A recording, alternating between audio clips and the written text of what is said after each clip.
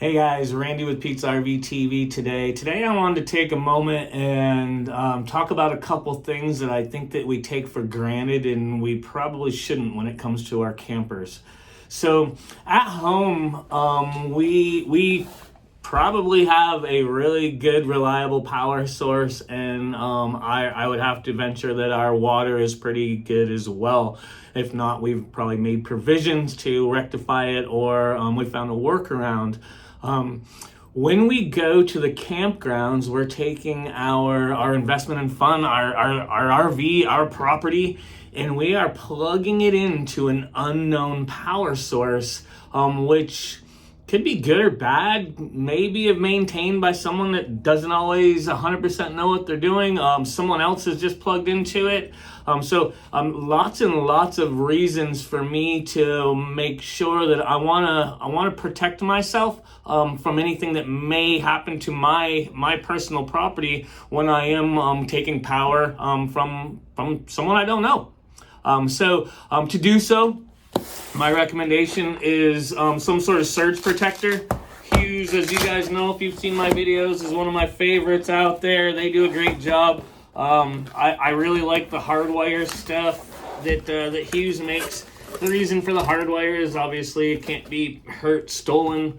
It's installed in your camper. It's working for you all the time. This is a 30 amp Hughes EPO Watchdog hardwire version. So strongly recommend that we are protecting ourselves. And why I like the Hughes, not so much the surge protector aspect of it, because they all have surge protectors. Hughes's jewels can be changed out, but the Watchdog is going to protect us from so much more. So it's going to protect us from low voltage. It's going to protect us from high voltage. Low voltage is something that you will see at a campground at some point during your camping career. I guarantee it. It's not if, it's when. So we want to protect ourselves from that. High voltage, a little bit more rare, but definitely can happen.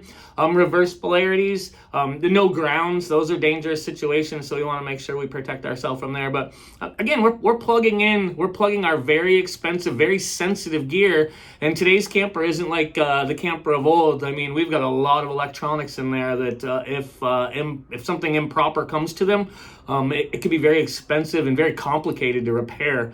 So something we definitely want to kind of keep in the back of our head as we're heading out for our camping weekends is making sure we're protecting ourselves on the electrical side of thing. The other thing that we take for granted, as I mentioned, is we take our water for granted at home. And again, we get it tested, and if it's hard water or there was something in it, we would have a machine or some ultraviolet light or whatever fixing our water before we bring it into our house, and we cook with it and shower with it and drink it potentially, and just use it as we normally would. RV is the same way. When we go to a campground, we are hooking our personal property up to an unknown source. I've seen water at campgrounds be taken out of ponds and filtered. I've seen it reclaimed. I've seen it all sorts of different things. So I don't think any campground out there would be malicious in trying to give you bad water. But I would just want to make sure that I protect my family and my property from anything that could potentially be coming into my camper or, again, my property. So to do so, some sort of water filtration. Make sure you understand water filtration. Let your dealer explain it to you. We can protect from different things. The dealer is probably going to know what's going on with the campgrounds in your area. If there is bad water, I know in some of the markets I work in, we've got some sulfur in some of the water systems that can be not really damaging, but it smells not good.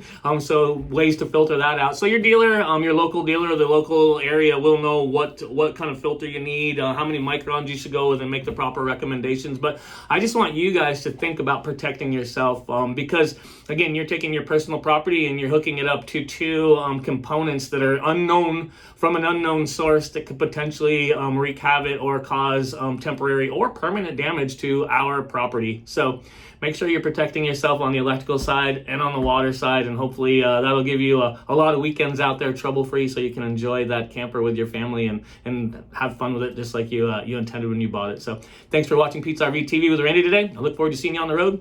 Happy camping.